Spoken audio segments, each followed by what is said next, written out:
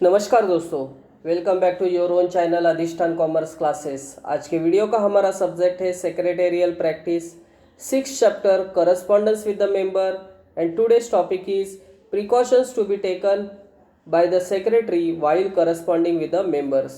सो video को शुरू करने से पहले दोस्तों इतना ही कहना चाहूँगा, अगर आपने फर्स्ट टाइम चैनल को विजिट किया तो प्लीज़ चैनल को सब्सक्राइब करना, साथ में जो बेल आइकन दिया है उसको भी हिट करना ताकि आपको रेगुलर अपडेट मिलते रहे। तो चलिए फटाफट स्टार्ट करते हैं आज के वीडियो को। Introduction. Share holder are the owners who contribute capital for the company. So company को जब कभी फंड्स की ज़रूरत लगेगी, ये जो कैपिटल रिक्वायरमेंट है ये पूरा कौन करेगा? Share holders. As a chief executive officer of the company, the secretary comes into contact with the members through the correspondence.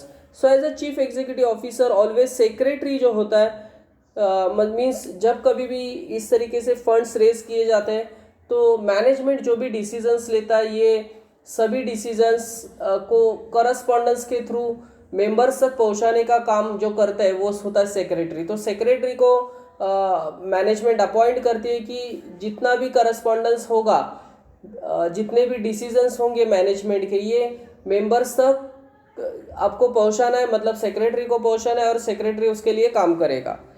Secretary act as a link between the director and the members. The secretary has to communicate the decision of the management and other information to the members through the correspondence.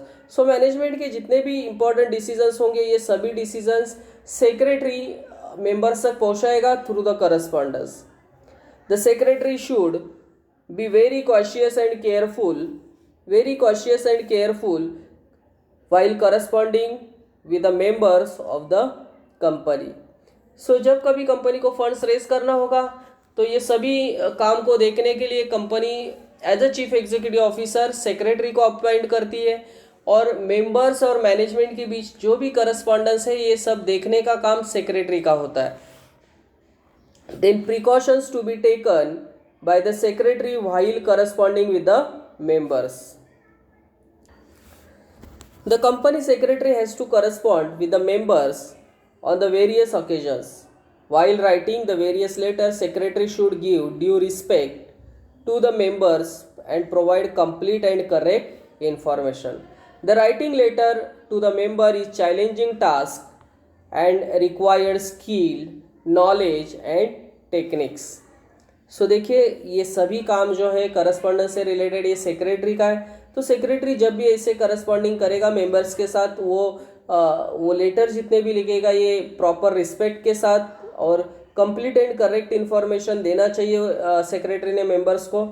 दस writing letter to the member is challenging task, इसके लिए proper skill, knowledge and technique secretary के पास होने चाहिए। First point, correct information. The secretary should always provide correct, up-to-date and factual information to the members. Due care should be taken while giving facts and figures. मतलब secretary ने members को जो भी information देगा सेक्रेटरी थ्रू द करस्पॉन्डेंस ये correct होने चाहिए, up to date होने चाहिए, फैक्टफुल होने चाहिए, फैक्चुअल होने चाहिए। कोई भी रॉन्ग इन्फॉर्मेशन सेक्रेटरी ने मेंबर्स को नहीं देना चाहिए। Second point, lucid language. The secretary must use simple words, simple sentences and adopt convincing style while writing a letter to the member. तो सिंपल भाषा में, सिंपल लैंग्वेज में, सिंपल वर्ड्स में सेक्रेटरी की ओर से लेटर लिखा जाना चाहिए। Technical words, long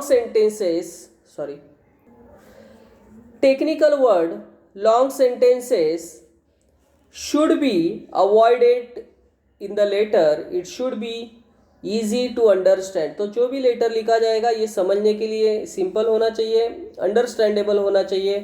technical word या लॉन्ग सेंटेंसेस ज़्यादा यूज़ नहीं किए जाने चाहिए। Then prompt response. Third point, prompt response. Secretary must be prompt in sending replies to the letter received from the member. अभी यहाँ एक वर्ड है prompt. Prompt means जो भी मेंबर से लेटर्स आएंगे उसके क्विकली उसने आंसर्स करने चाहिए। The secretary must be prompt in sending replies to the letter received from the members. Any question or queries raised by the member must be promptly replied. Must be promptly replied मतलब जो भी query जो भी questions होंगे members के वो उसने promptly मतलब quickly उसका reply देना चाहिए. Complaint letter should be promptly attended without any delay. अगर कोई complaint letter होगा तो proper टाइम में उसको सॉल्व करने का ट्राई करना चाहिए सेक्रेटरी की ओर से. प्रॉम्प्टली उसको रिप्लाई देना चाहिए, डिले नहीं करना चाहिए. Secrecy. The secretary should not disclose any confidential information to the of the company to the members. देखिए कंपनी से रिलेटेड जो भी कॉन्फिडेंशियल इंफॉर्मेशन होगा ये सेक्रेटरी ने मेंबर्स के सामने नहीं रखना चाहिए. The secretary should tactfully answer the some letters without giving any secret of information of the company. So tactfully मतलब उसने इस तरीके से प्रेजेंट नहीं करना चाहिए लेटर्स को जिससे कंपनी का कुछ भी सीक्रेट इंफॉर्मेशन मेंबर्स तक पहुँचे. सो सीक्रेसी मेंटेन करना चाहिए. देन पॉइंट है politeness, courtesy. A courteous letter shows sympathy, respect and mutual understanding. Polite means use of courteous language. A complaint letter should be replied politely. जो भी complaint letter होगा politely उसको properly answer करना चाहिए, courteous language में उसको answer करना चाहिए, रिस्पेक्ट के साथ.